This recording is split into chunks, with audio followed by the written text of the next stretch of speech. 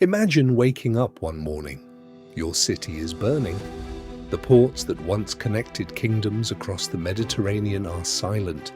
Trade has stopped.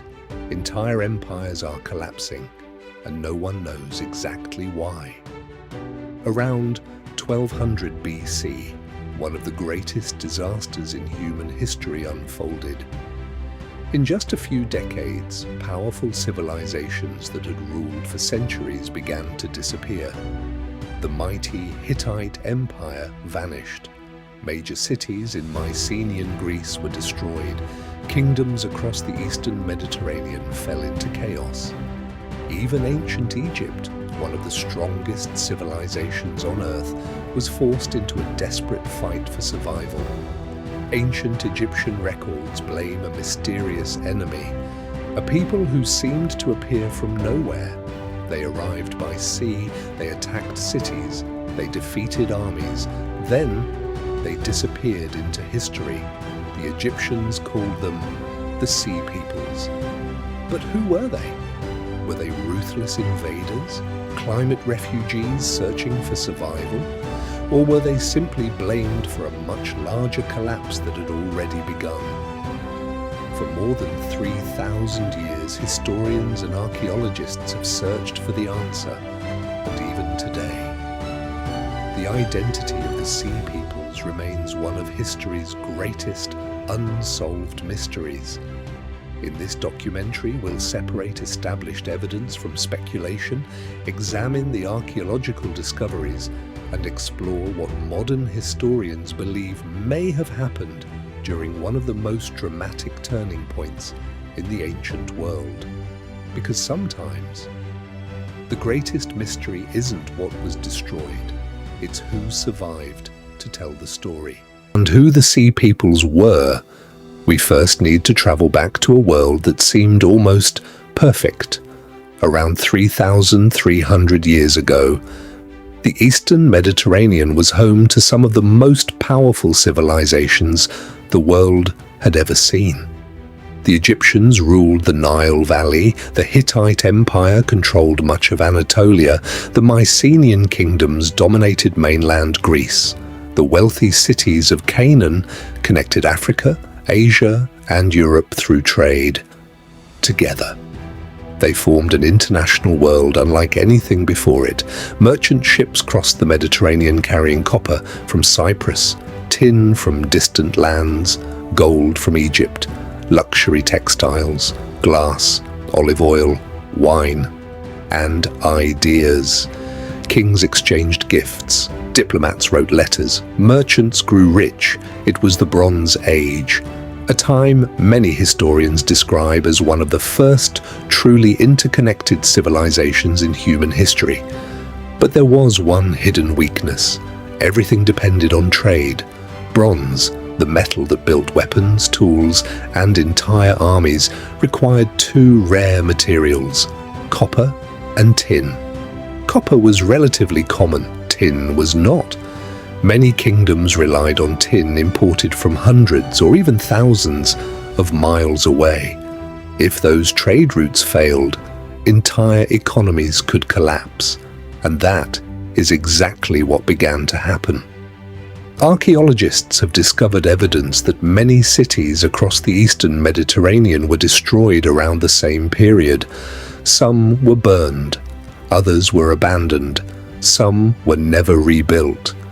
For decades, historians searched for a single explanation: earthquakes, climate change, famine, civil wars, economic collapse, foreign invasions.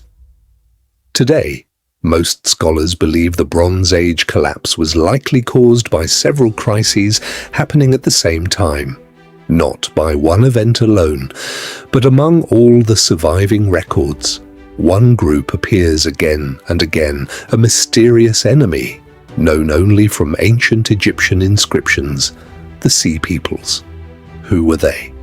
And why did even Pharaoh Ramesses III describe them as one of Egypt's greatest threats? To answer that, we must examine the ancient inscriptions left behind more than 3,000 years ago. History has a frustrating habit. Sometimes The people who changed the world leave behind almost nothing.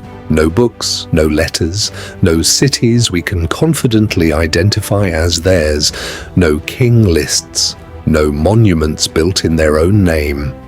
That is exactly the problem with the Sea Peoples. Everything we know about them comes from the people who fought against them. Our most important evidence comes from ancient Egypt.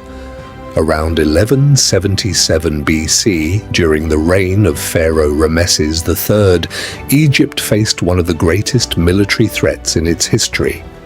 The pharaoh ordered his victories carved into the walls of his mortuary temple at Medinet Habu. Those carvings still exist today. They show fierce battles on land, and one of the earliest detailed naval battles ever recorded.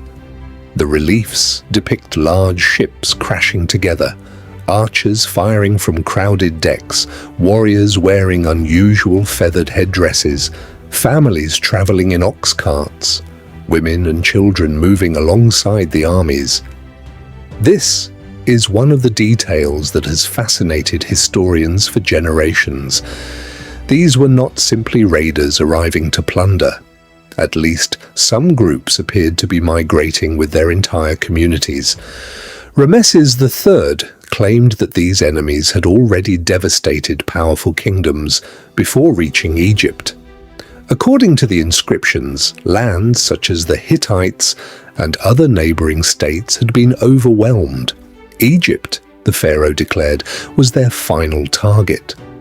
After fierce battles by land and sea, the Egyptian army managed to stop the invasion. At least that is the story told by Ramesses himself. Modern historians are careful here. Ancient Egyptian kings often presented their victories in the most favorable light. Royal inscriptions were political messages as much as historical records. Even so, the archaeological evidence supports one important fact. Around this period, many cities across the eastern Mediterranean were destroyed or abandoned. Something enormous was happening, and Egypt clearly believed the Sea Peoples were part of it. But there is one question that still has no agreed answer. If these people were powerful enough to shake entire civilizations, why did they leave behind so few traces of their own? That mystery has led to decades of debate. Were they one united civilization or many different groups brought together by a world falling apart?